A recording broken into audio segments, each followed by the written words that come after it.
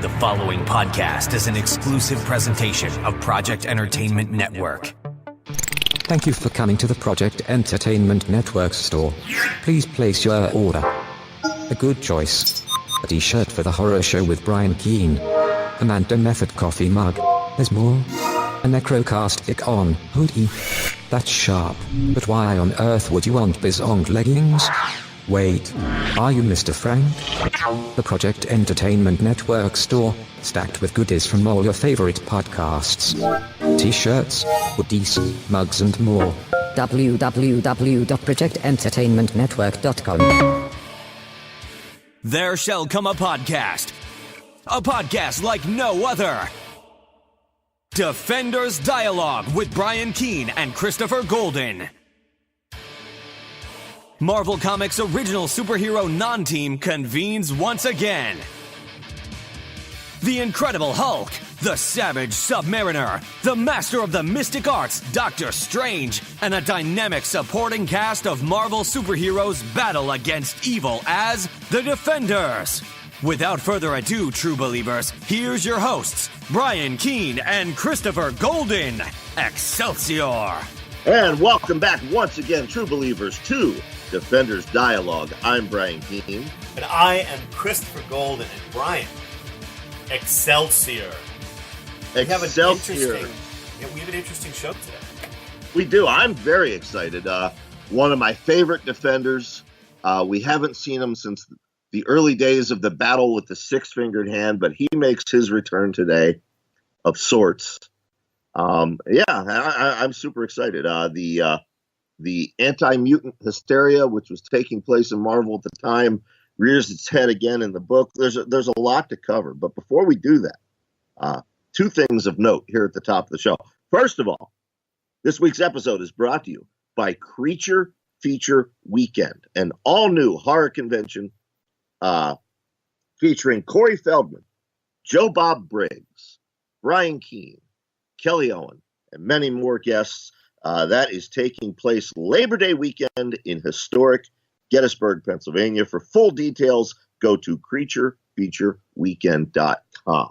So there you have it, Chris. You know, I'm fascinated not only by you reading your own name in that ad, but also by the fact that it's Corey Feldman and you. I didn't write the ad copy. That can't be a good combination. Why not? Because I feel like Corey Feldman will get you to get up and sing with his band. I have met and interacted with Corey before. He is delightful. He's from my experience, I can't say that I'm friends with him, but I've met him and spoke with him. My perception is that he is one thing when the cameras are on, and he's a very different person when the cameras are off. He flips the switch. Has he made you an honorary Goonie? He has not. Has he made you an honorary Frog Brother? He has not. Man, I demand that at creaturefeatureweekend.com that you insist that he make you both of those things. All right, well, we'll see. We'll see if we can make it happen. I'm just going to try to get him on the horror show. I was just planning for that, but maybe he'll do it while I'm interviewing him. Maybe. That would be great. Maybe. Now, which would you prefer, honorary Goonie or honorary Frog Brother? Oh, honorary Frog Brother. I mean, I love the Goonies. Don't get me wrong. Love the Goonies. But Lost Boys is absolutely my favorite vampire flick. So, wow, that reveals something about you that I wouldn't have thought. You know who else will be there? He wasn't in the ad copy, but the saxophone player from Lost Boys will be there. Well, it's funny that you should say that. We're totally off topic, but what the fuck? We are. It's funny that you should say that because I believe not too long ago, first of all, I think it's great that you don't know his name. You're just like the saxophone player from I Still Believe in Lost Boys. But there is a certain element of our listening audience who will know exactly who I'm. Kelly Owen and Mary San Giovanni both. Neither of them know his name. Both are very excited to meet him. Yeah, and they only know him as the shirtless saxophone player. So yes, I don't know his name either, but I also know him as the shirtless saxophone player. Here's what I will say though. I believe that I mentioned to you and as something that a convention should do. some convention that has the money to do this, for instance, Dragon Con, should do a Lost Boys soundtrack reunion concert. That's a cool idea. Where you bring in all the people who played the music from the Lost Boys soundtrack and the cast for a convention, and part of the convention is you have a concert of basically, whatever you can still perform from the soundtrack to the Lost Boys. That's actually a really good idea, Chris. It is, isn't it? Yeah, unfortunately, Scares the Care does not have the money to pull that off. But yeah, Dragon Con maybe, or Comic Con, San Diego Comic Con, perhaps. Yeah. Now I think Brian Keene should begin his own comic book or pop culture convention. I have been dancing around that for approximately 5 years. I even have the social media name for it reserved. The only thing that stops me is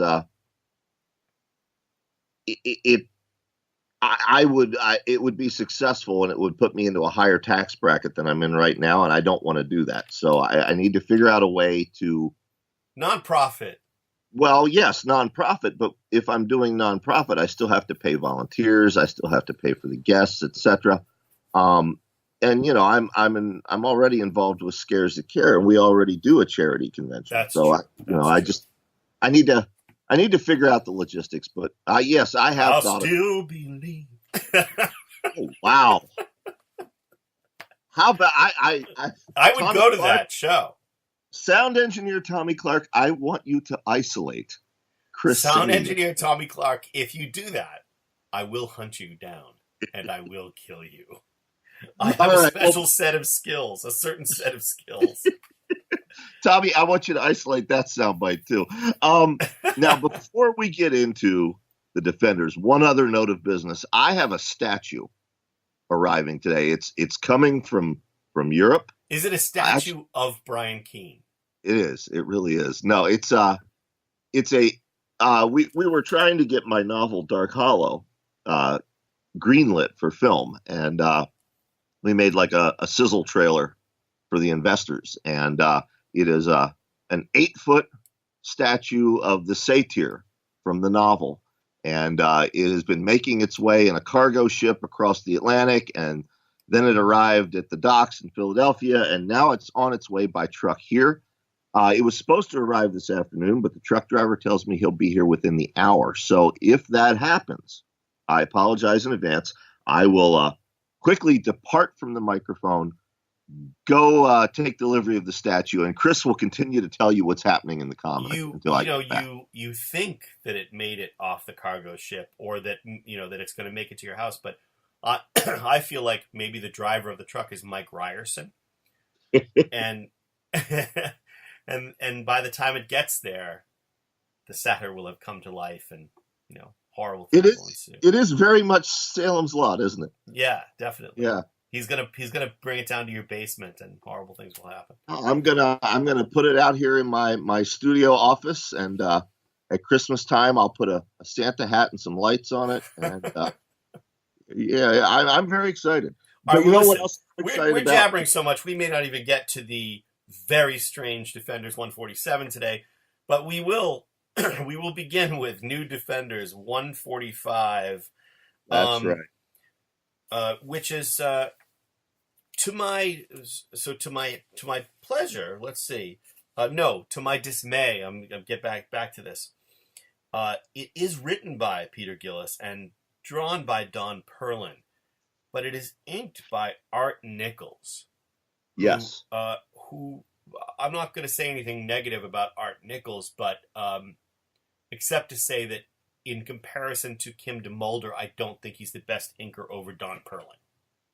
I'll say I'll go a little more negative. The next few issues see a series of inkers that do not do Don Perlin's work any favor. Yeah, I agree. And the covers for the next few issues also don't do the book any favors. No, you're right. And it's interesting because I read these issues, and weirdly, and generally about these 3 issues, if we cover all 3 today, 145, 146, 147, I I enjoyed all three of these issues. And I think there's a lot of good stuff in these issues. But and maybe it's just knowing that it only goes to 152, but it feels like a book on its way out. It does. It does. Yeah, it just has this thing where it's like even the characters themselves, every issue, it's sort of like, well, our team is in a shambles. We're not very powerful. We can't really take on like sort of, the world-threatening menaces. And we don't really know what to make of ourselves. And that's got to be a self-defeating narrative thread. So I found it very interesting, and I wonder if Peter Gillis knew that the book was on its way out already, or if this was just the narrative path that he was following. But right. Needless to say, very interesting to me. I agree. We open with the desert of New Mexico, and we see a familiar figure.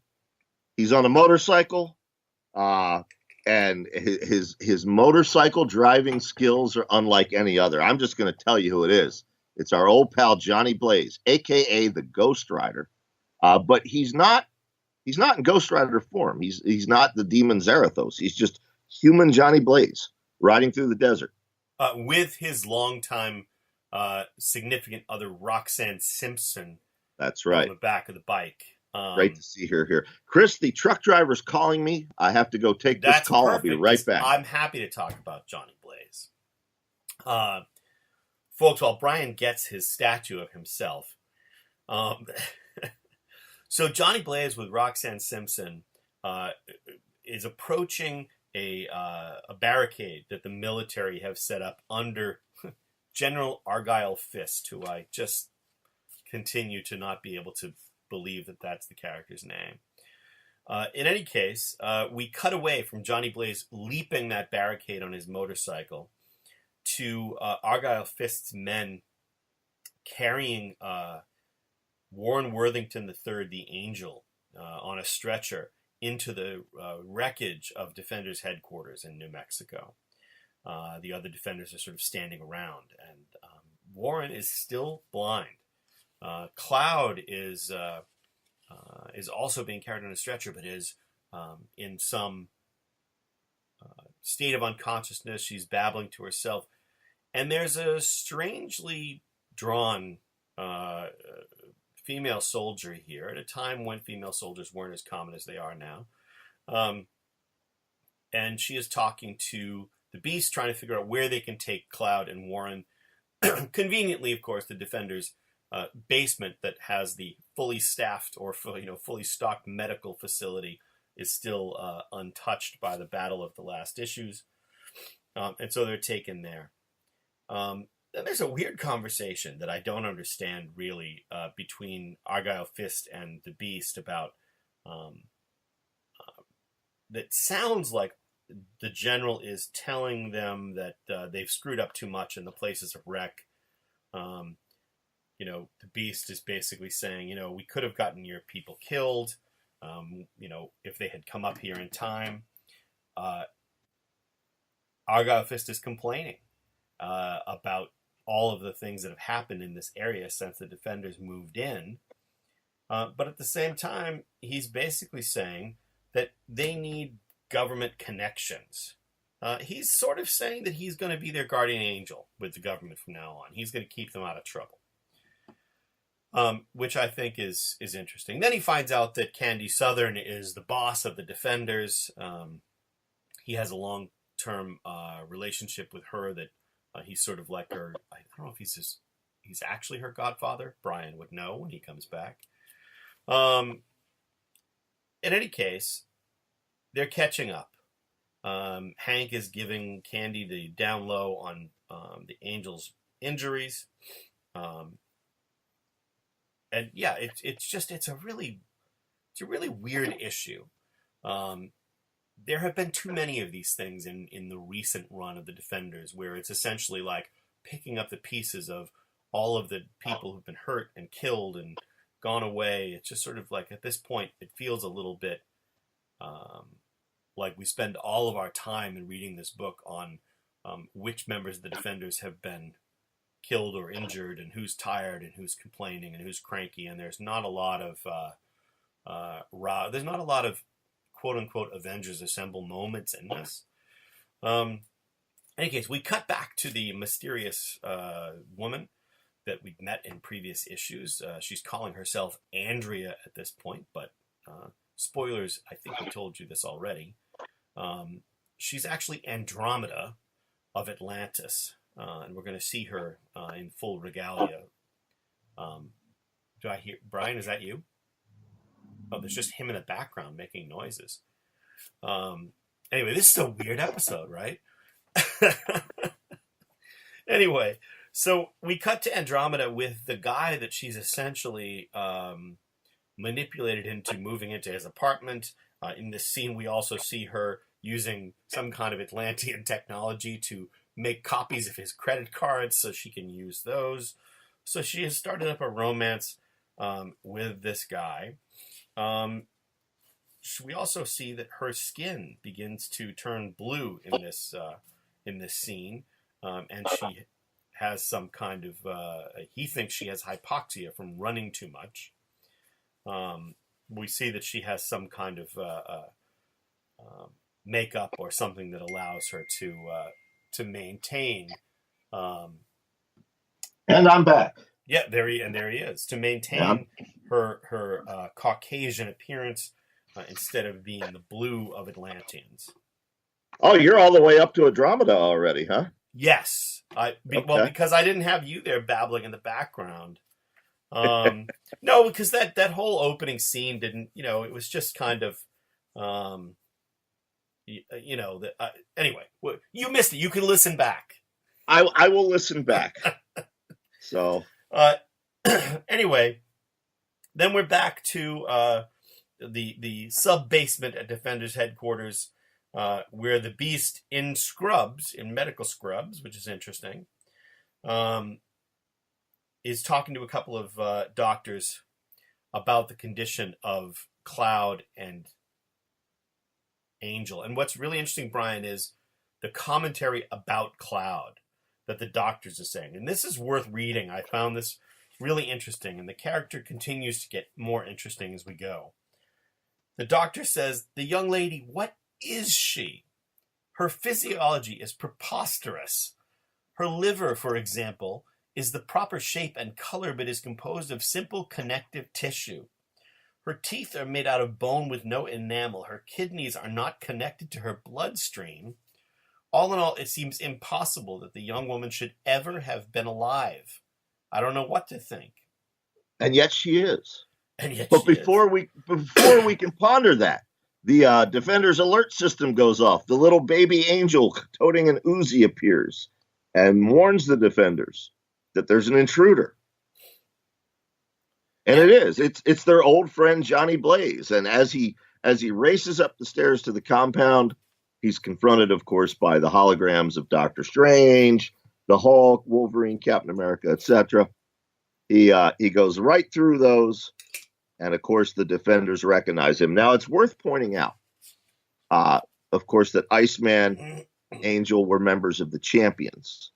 And I'm so glad you said that, Brian, because coming up on the Defenders Dialogue, we will be discussing the Champions, so it is important that we talk about that connection here and the friendship that exists. That's right. Johnny Blaze, Iceman, and Angel. That's right. He was a champion for much longer than he was a Defender. Ghost Rider only helped the Defenders out during the Six-Fingered Hand. But he was one of the founding members of the Champions, one of the main members. So there's a very deep friendship there. And Gargoyle, of course, knows him from his time in the Defenders. Really, the only person here that doesn't know him is the Beast. Right. Yeah. Yeah, it's very interesting. For me, this was the highlight for sure of this issue, is just having Johnny Blaze in here. But even more interesting than that is something I had completely forgotten from the last time I had read these issues, which is that Johnny Blaze explains he's cured. The Demon Zarathos is no longer in him. This is after his own series had ended. Um, so very interesting to me. And do you know who wrote that storyline where he was cured of being the Ghost Rider? I don't Our remember. dear friend J.M. DeMatteis. Oh, that makes sense. Yes. That makes sense. Yep. So yeah, he's traveling the country now with Roxanne, living free now that he's freed of the demon Zarathos. But last night he saw a vision of ghostly horsemen thundering through the sky. A reference, by the way, to the classic song "Ghost Riders in the Sky." That's right. And the original Ghost Rider, who was in fact a cowboy on a horse. But yeah, Roxanne, who we know from the Ghost Rider series, is psychic. She told Johnny that the vision was related to his friends, so he came racing here to find them. But before we can think about that, another alarm goes off. I know, it's like, that is the funniest thing. The Defenders headquarters is completely wrecked, but their alarm system seems to be working just fine. An alarm goes off because down in another one of the basements, the lights go out. They're trying to, figure out what the hell's going on here. But there's somebody behind this glass, and the soldiers down there shatter the glass, Brian. And they fire bullets into the dark. Shoot first, ask questions later. Those bullets are deflected by a sword. That's right. And sword that is Dragon Fang. And for what appears to be the at least third, potentially fourth time in the run of this series, Valkyrie is not dead. In fact, the Defenders thought that Valkyrie and Moondragon were dead at the beginning of this issue. In the aftermath of the previous issue, they thought both of the characters were dead. But a spectacularly poorly inked Valkyrie, with hair that looks like, probably what the first haircut Dungeon Master 77.1 had when he was a kid. I don't understand this inking at all. No, it's horrible. No offense to the inker, but yeah. Valkyrie particularly looks. She's blue. Yeah, even beyond that, it's I don't understand the hair. I mean, literally, it's Prince Valiant. It's just a really weird. Anyway, enough about that. And Gargoyle looks punk. It looks like he has a mohawk. Yeah, Valkyrie. Yeah. I mean, Gargoyle looks like a beardless Bracken McCloud in this. But in any case, not only so Valkyrie comes in and she establishes several things very quickly. One, she's not dead. Two, now that Moondragon has driven out the Dragon of the Moon from within her, the additional powers that Odin gave Valkyrie in order to fulfill her obligations about looking after Moondragon, Odin has now taken those powers away. So she's the old Valkyrie again. That immediately as a Valkyrie, she looks at Cloud and Angel and says, nope, they're not going to die.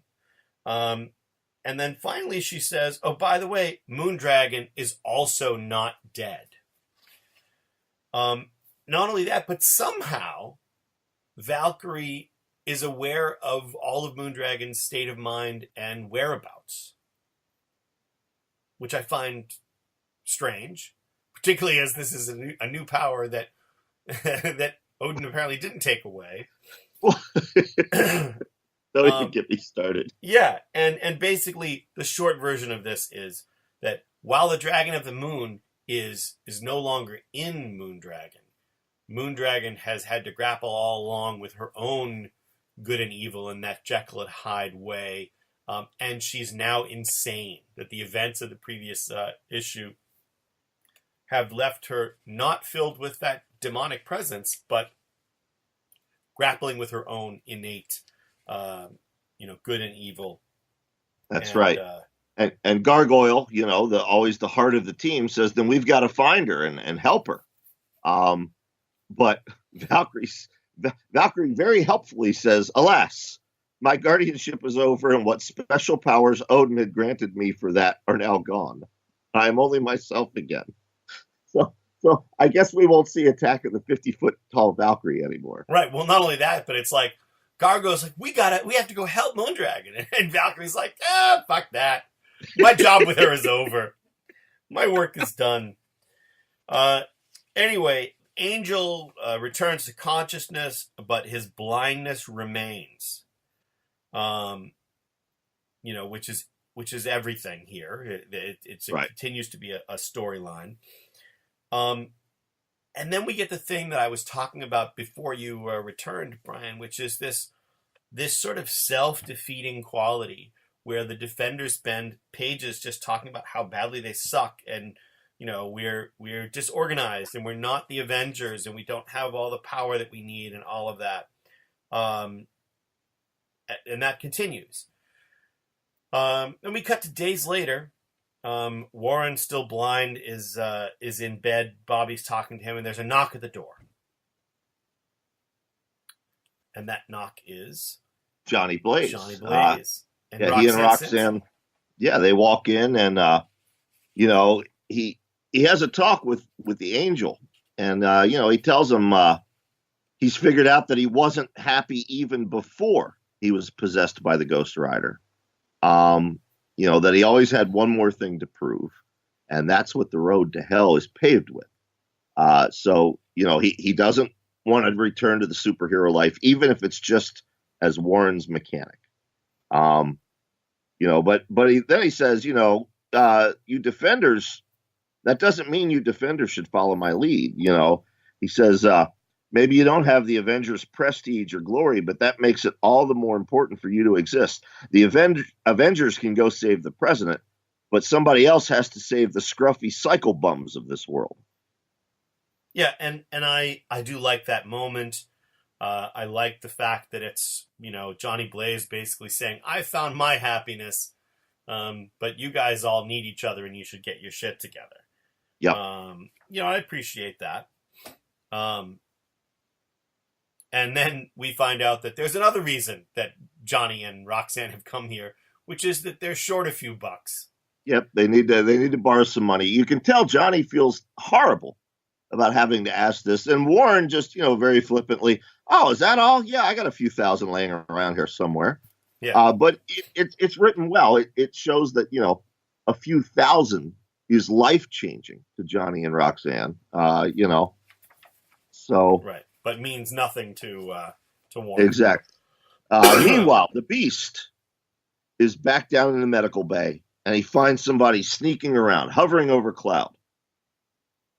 And he shows up, and it's one of the army soldiers, that's attached with General Fist. And Beast says, "Hey, I recognize you. I know you from somewhere." And the woman says, "Oh, yeah, I'm Nancy. We met last New Year's Eve. You thought I was a stewardess.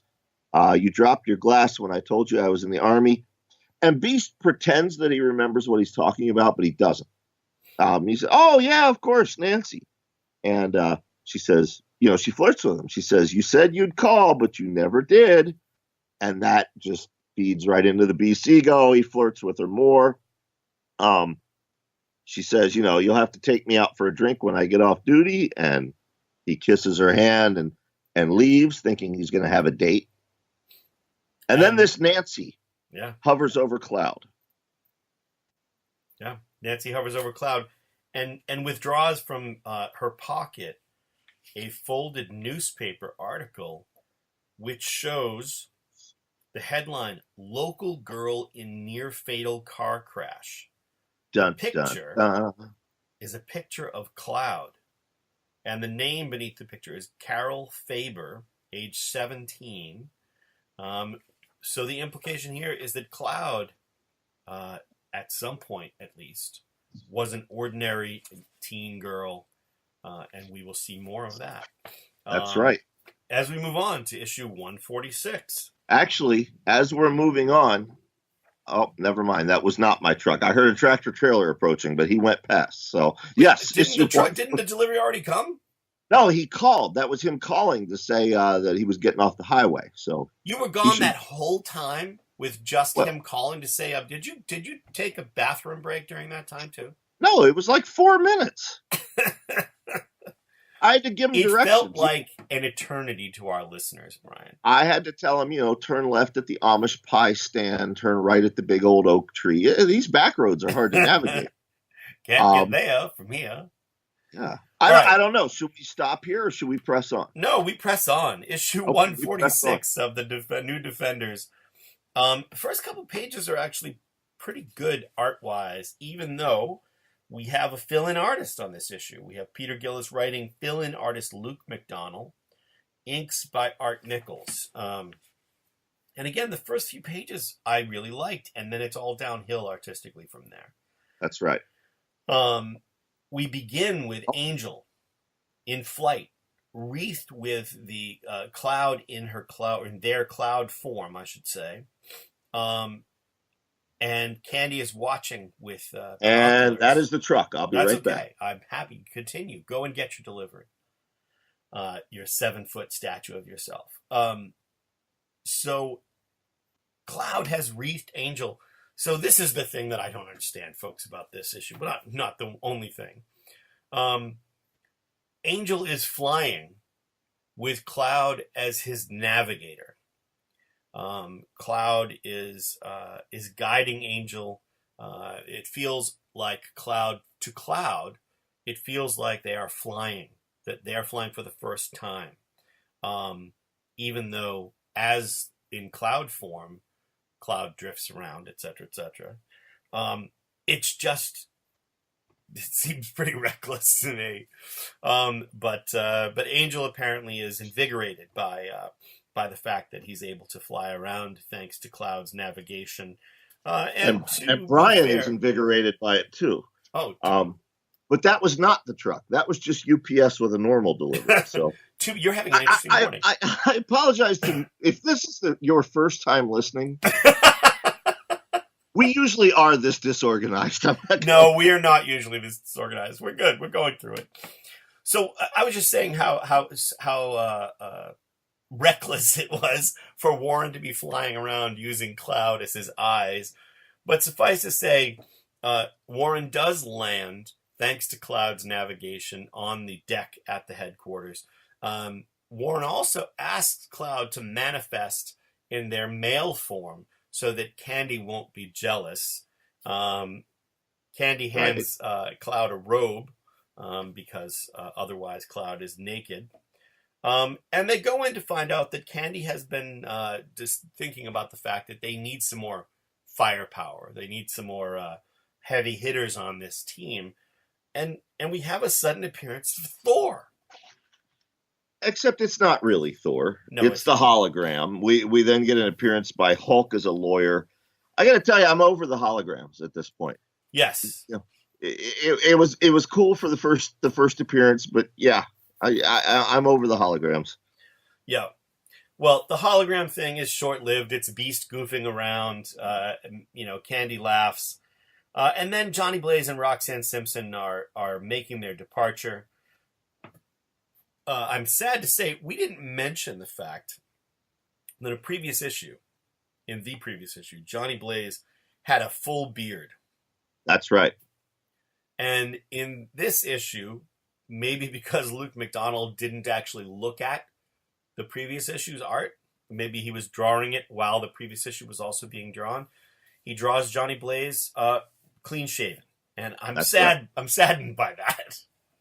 Yeah, I mean, the previous issue he looked like Bracken McLeod with hair, and now he just, I don't know, he looks like, I don't know, Donald Trump a little bit actually. Oh well, because of the swoop, but presumably Johnny Blaze, that's his actual hair. Yeah. Anyway, they depart, and we cut to a few days later in Manhattan at a nightclub with Andrea/Andromeda and her boyfriend, Mark, Tony. He's taking her out dancing. Yep. And, went into the club. Oh, I'm sorry. Go ahead. I was going to say, we spend the next two. So I don't want to spend a ton of time on this character. No, this is one of the lamest Defenders villains ever to come along. Basically, I think there are a few really lame ones, What was the name of that bomber guy? The fire guy? Fire guy. Oh, I can't remember, but I'm sure listeners will know who you mean. Yeah. Or the bad guy during the too many Defenders for a Day saga. Oh, that was great. Joe the Gorilla. Joe the Gorilla. Joe the Gorilla. This guy is lamer than Joe the Gorilla, I think. Yeah, this guy, his costume is a cross between Michael Jackson Thriller era and Adamant. David Bowie. Yeah, Adamant and David Bowie Ziggy Stardust. And he kicks the party off. He commands everybody in the club to start dancing, and they do. It's a really complicated thing to unravel, Brian. So I feel like I just want to front load with what this actually is, even though it's not even revealed to the next issue. Agreed. Because it will make it much easier for us to talk about this.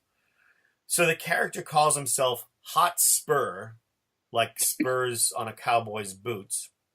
I don't understand why. But he calls himself Hot Spur.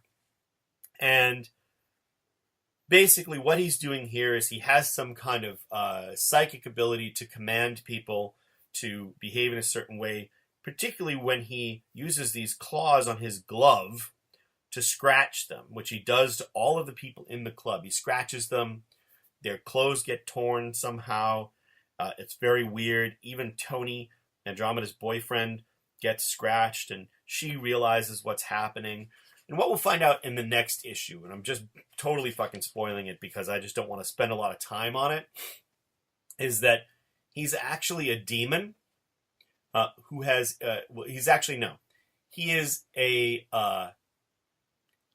He is the ghost of a human From the Victorian era. Magician, yeah, who made a deal with a demon of some kind, and now he has come back and inhabited a sort of ordinary, schmuck, and possessing this body, he is Hotspur. Yes, we don't learn any of that until the next issue, and it's important you know all of that, folks, because it's easier for you to then understand all the weird shit that happens with no explanation until you get the explanation. So we're telling you now. Right. So Andromeda confronts him. The fight spills outside. She's getting the upper hand. He tricks her into thinking he's burned her face, but it's all just an illusion. And then Hotspur makes his escape. There you go. And I will say, I actually like the Andromeda character. I don't think that this story serves her. I don't either. I really like what Cullen Bunn does with her during his Defenders run in the modern day era. Yeah.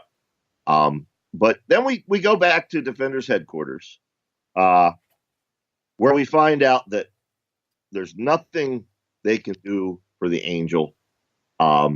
He's probably going to be blind forever, or at least until another writer takes over the book.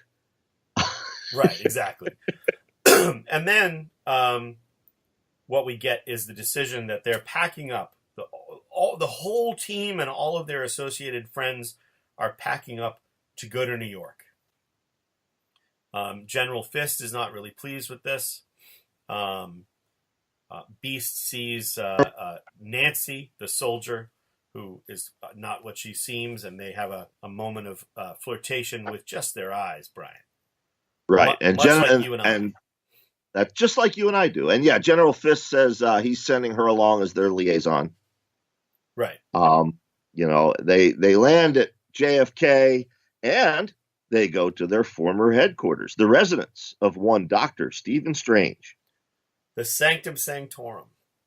Right, where they're met by an old friend, Wong. Exactly. And Brian, I have to do a break here. We're only pages from the end of this issue, but I have to break off because we haven't discussed this.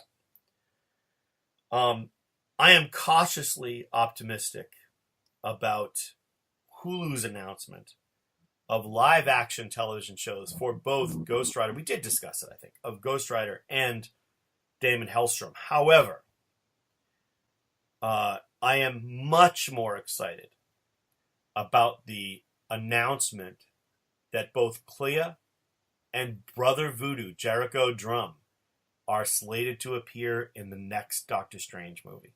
Yes, absolutely. And in my head, I just am like, I want to know who they're going to cast. As Brother Voodoo? Yeah, and Clea.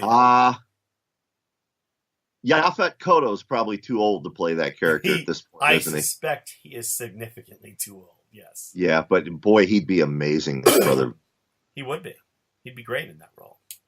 But yeah, so I'm very curious to see what happens. By rights, it really should be the actor who played Daniel Drum in Doctor Strange.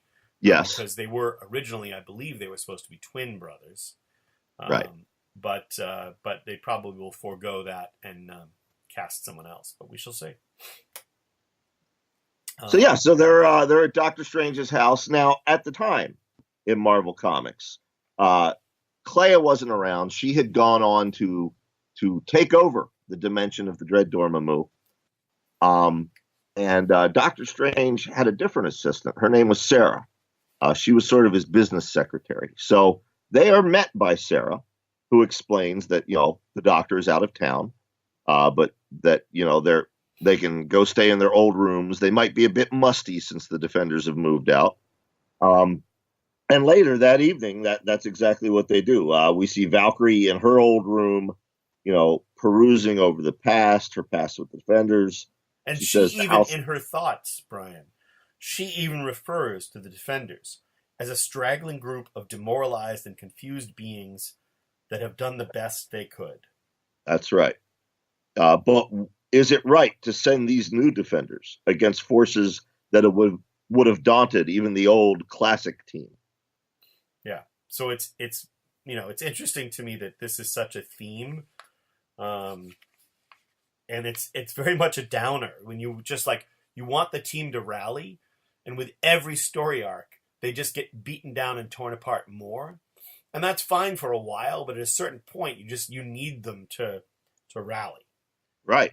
And when we see it again on the next page, the Beast is going through the library, and, there's books here that exist nowhere else in the world. And he tells Bobby that, sometimes he thinks about retiring as a superhero and just curling up with a few thousand good books. Yep. Then we have Cloud alone in their room, scared because there's something about this place that creates thoughts in their mind that, feelings of defeat, of endings. If the Defenders break up, all Cloud will have is themselves. That's right. So it's a revealing moment, and also makes Cloud very vulnerable to the arrival of Nancy, who unmasks and reveals herself to be not Nancy at all, Brian, but who? Seraph, Cloud's sister. And this is where the issue falls apart for me. Okay, Yep. You're telling me that the Defenders fought Seraph twice. Right. Beast recognizes her face, in the Nancy disguise from those two fights. Mm-hmm. Cloud, who is Nancy's sister, who is Seraph's sister, doesn't recognize their own sister. Yeah, because it's only a wig. Yeah. I demand a no prize. Yeah. No. The no prize requires you to explain how this is possible.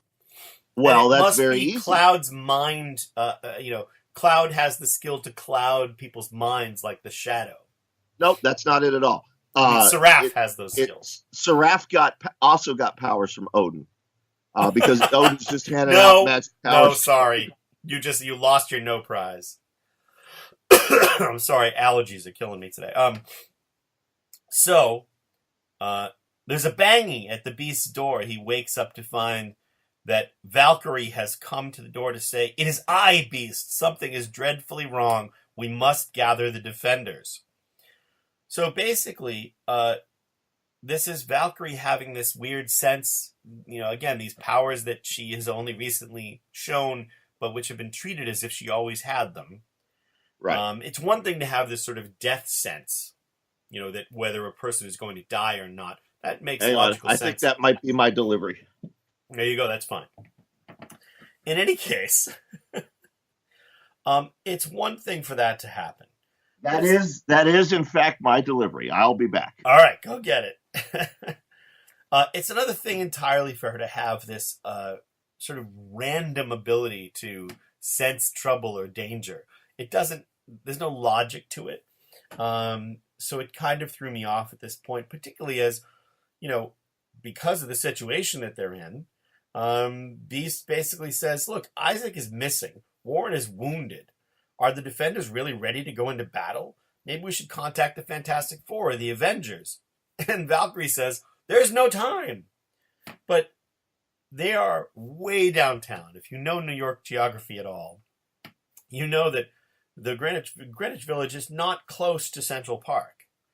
And yet, even though they have no time whatsoever to contact the Avengers or the Fantastic Four, who presumably live closer to Central Park, the Defenders make their way to Central Park, where they're just wandering around following Valkyrie's sense of danger. And they come upon this bacchanalia, people dancing around a pyre. Their clothes are torn, they're cut up, and we know what we're setting up to see here. Someone arrives on horseback, and it's Hotspur. And now I wish Brian were here to hear me say this is clearly why the spur part of Hotspur comes in. That Hotspur is on horseback, and in the earlier scene where Andromeda fought him in the restaurant, when he came out of the restaurant, he says, "Where's my horse?" And the horse is brought to him. It's really weird. In any case, the Defenders go on to fight Hotspur. The same sorts of things happen that have happened in the fight with Andromeda. He's able to fire what appears to be Muspel flame, according to Valkyrie, stolen somehow from his eyes, almost like Ghost Rider, some kind of soul fire. And he manages to defeat individually these disorganized Defenders, one by one over the course of a few pages. And then we finish the issue with the arrival of Andromeda in costume for the first time.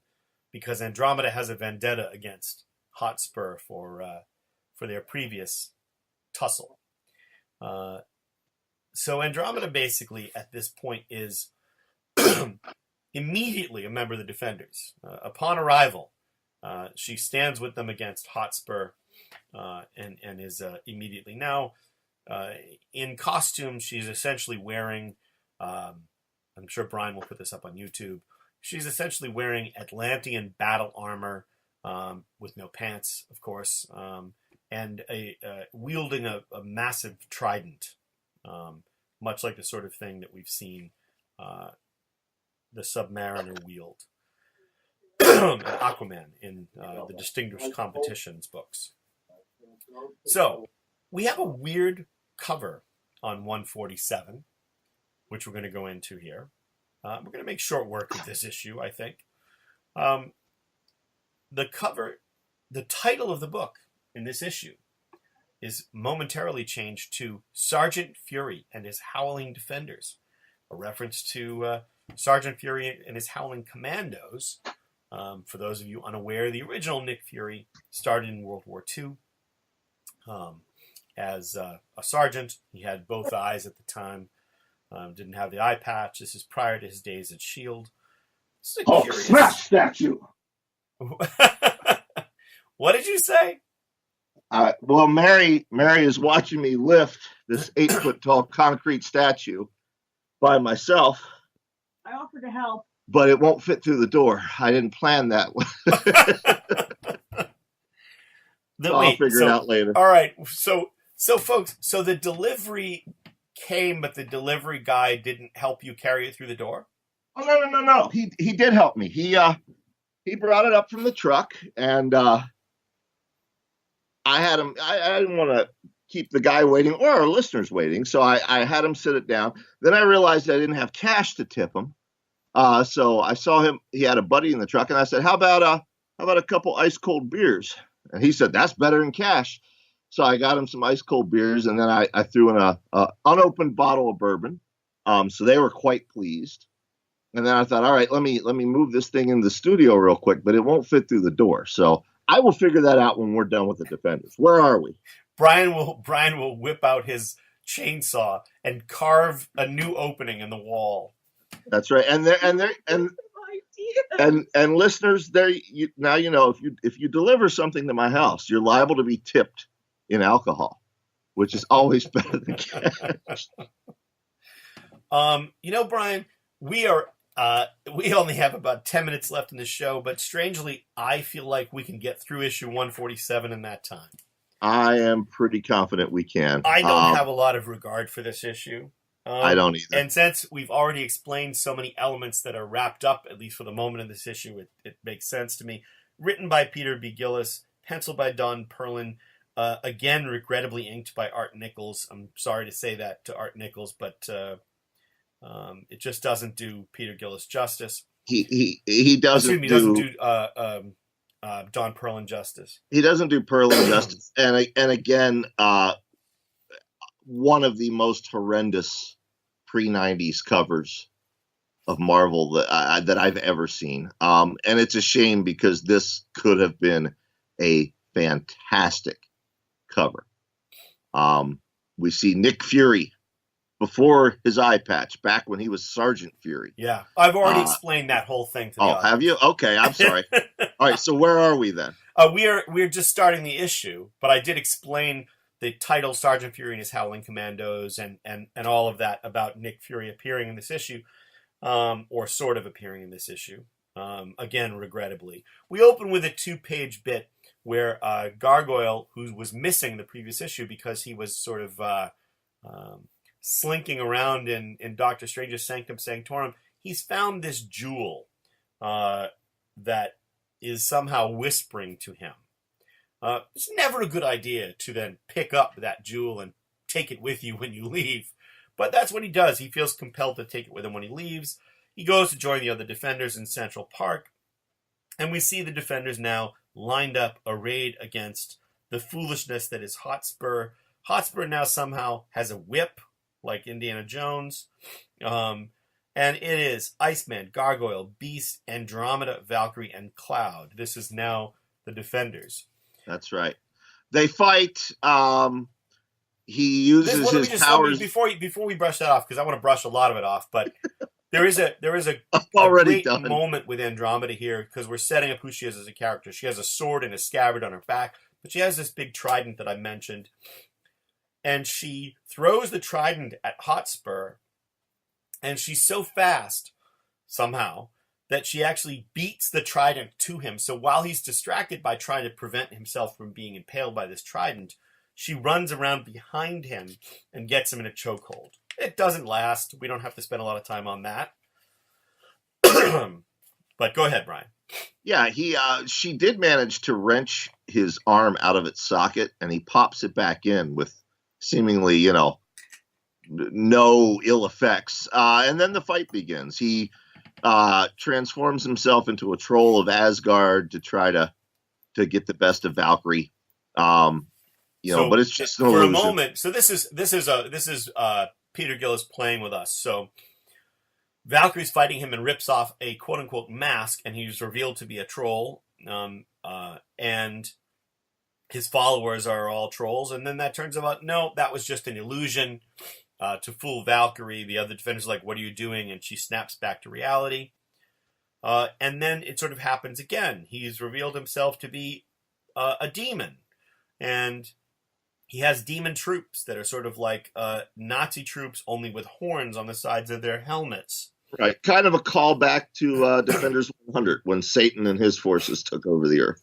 Exactly. And somehow these weird Nazi demon troops have all kinds of weird contraptions meant to specifically attack the Defenders, as if Hotspur has been preparing only to fight the Defenders and has this machine called his Hades machine, his Hades engine, that is specifically meant to defeat each member of the Defenders. Yep. Meanwhile, back at Doctor Strange's Sanctum Sanctorum, Candy is waiting for the defenders to come home when Nancy, a.k.a. Seraph, brings her some tea. It's obviously drugged. Candy passes out. Enter interlude 1. Interlude 2, half a world away. In Siberia, there's a pack of wolves circling a mammoth of a man, just a mountain of a human being who is trudging through the snow. And as the wolves approach, they realize what this man is. And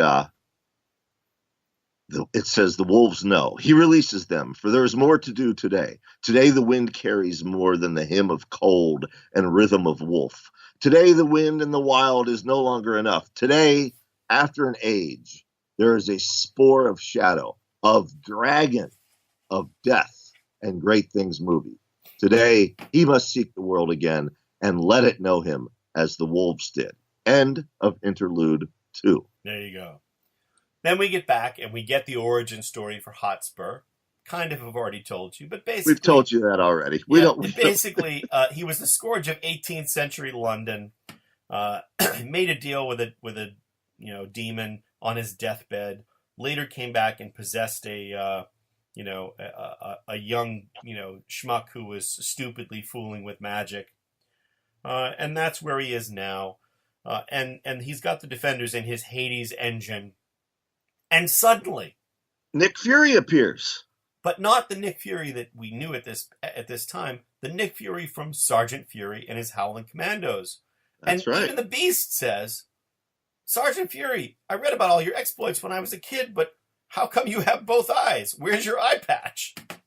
And suddenly his eye patch appears. Yeah, the next panel, he has his eye patch. He's basically like, where should it be? And so he's got his eye patch.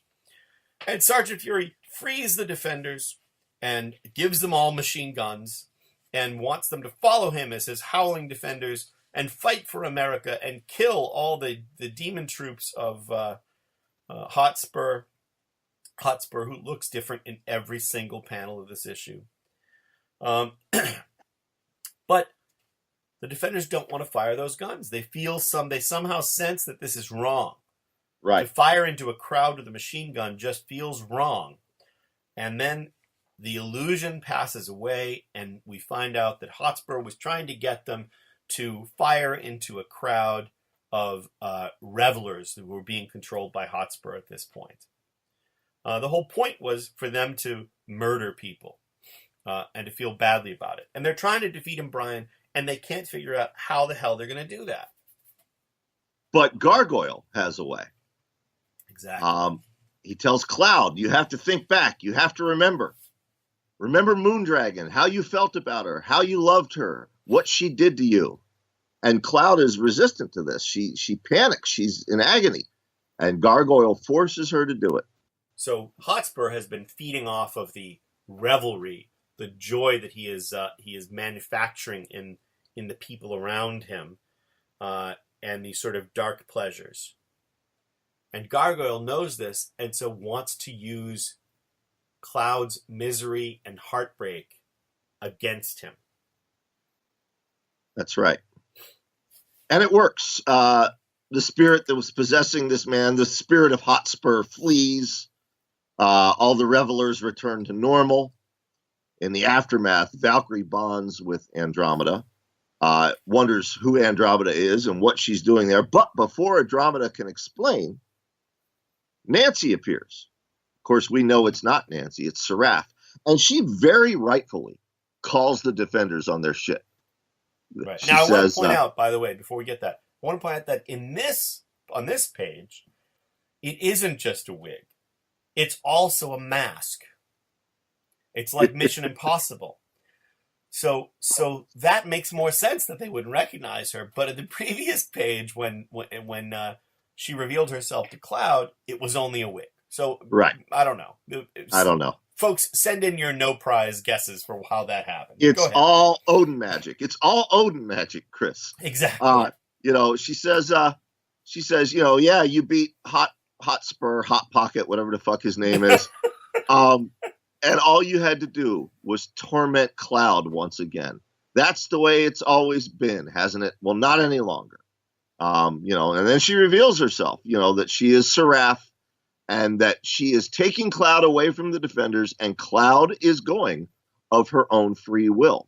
And Cloud confirms, yes, I'm leaving of my own free will.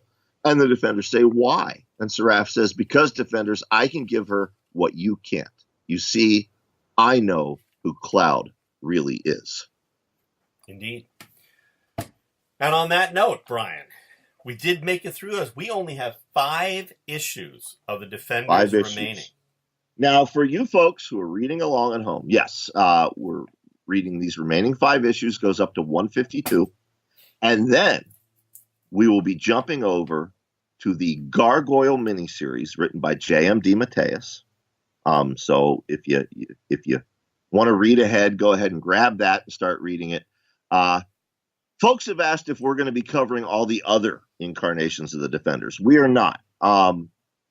We'll probably have Peter Gillis on at the end of his run, in between that and Gargoyle. Then I'll probably do an episode where I recap some of those other Defenders series. But we will cover Keith Giffen and J.M. DeMatteis' Defenders Indefensible. It's a 5-issue series. 2 Defenders icons back together with the original team. So we will be covering that before we get to the champions. Yes, before we move on to the champions, we will. That's right. We will give an episode over to Indefensible. And we will do all of that before Labor Day weekend 2019 and the Creature Feature Weekend, an all-new horror convention featuring Corey Feldman, Joe Bob Briggs, Brian Keene, Kelly Owen, and many more. Go to creaturefeatureweekend.com. And on that note, Brian, you know what I say? What do you say, Chris? I say Excelsior, true believers. I say Excelsior right back at you, and Hulk, move the statue now. All right, Hulk, get some help so you don't hurt your back. See you next week, folks. You're listening to American Top 40. More tragedy in the news today. Kim Kardashian has a new baby. What the hell? There's nothing good to listen to. Hey, wait, what's this? You gotta roll that out. See, it makes me do weird things. I don't like it. God damn it. I'd be going down on myself? Shit. Hey guys, it's Bill, Mick. Maya. And Junior. from the Unsupervised Podcast. Check us out every Thursday on the Project Entertainment Network. Take a break from the stress of the world and come have a laugh with or at us. Bill. My Favorite Story, a podcast author anthology featuring short fiction from the hosts of the Project Entertainment Network shows. 3 guys with beards. Jim Moore, Jonathan Maybar, and Chris Golden. Tom Clark from Necrocast Ig-On. Brian Keene of The Horror Show. Chuck Buda. And Armand Rosamilia of The Mando Method. Mary San Giovanni of Cosmic Shenanigans. Jay Wilburn from Matters of Faith. John Urban, sick of ink stains. Biz Zung's Mr. Frank. Available on Kindle and in paperback and through the Project Entertainment Network store. www.projectentertainmentnetwork.com. This has been an exclusive presentation of the Project Entertainment Network.